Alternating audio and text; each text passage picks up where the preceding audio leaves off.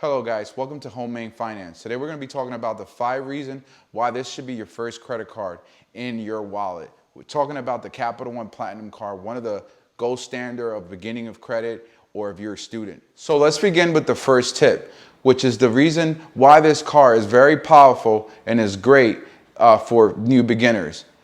When you're starting credit, we like to shop around and start applying and see which card we're going to get approved, to wait for 7 to 15 business days or 7 to 14 business days to get a response from the credit card to see if we got approved.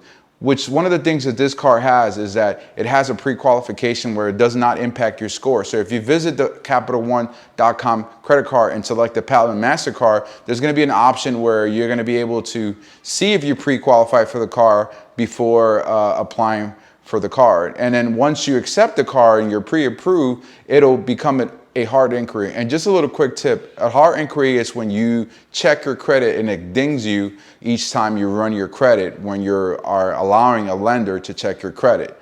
So be very mindful when you're actually applying for credit out there so it does not affect your score.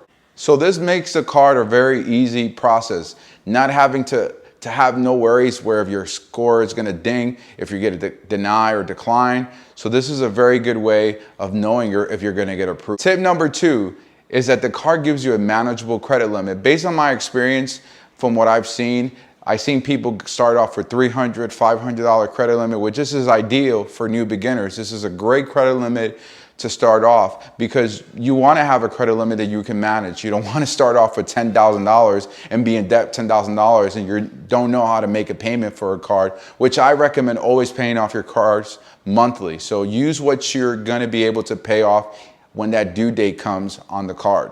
Tip number 3 on why this card is a great card to definitely start off. When you give a credit limit, after 6 to 12 months, these cards usually will graduate you to be able to have a larger credit limit. So depending on your behavior with the card, you should be able to maneuver a better credit limit. So if you're able to spend and pay off the credit card limit, the credit card lender is going to be able to provide you a higher credit limit. So this is great why the Capital One Platinum MasterCard will allow you. And usually Capital One will send you a notification just letting you know, hey, if you need certain amount of payments to be able to graduate to a certain credit limit, which is great, where you don't have to ask for a credit limit.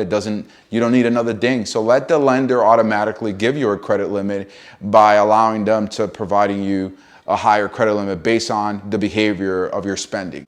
Tip number 4 on why this card is one of the best cards to start off. There's no annual fee. I've seen a lot of credit cards out there that will charge you $59, $75, or even a security deposit they will hold for the time period until you graduate with the card. So this is a card that does not have an annual fee. Sometimes it would, so be careful. So if the disclosure gives you an annual fee, but for most parts, this card does not have an annual fee for new beginners or students. So don't want to start off with an annual fee right off the bat on a card where you don't even spend $1 on the card. So avoid annual fees if you're a beginner with credit. Tip number 5 is this card allows you to bank with a real bank.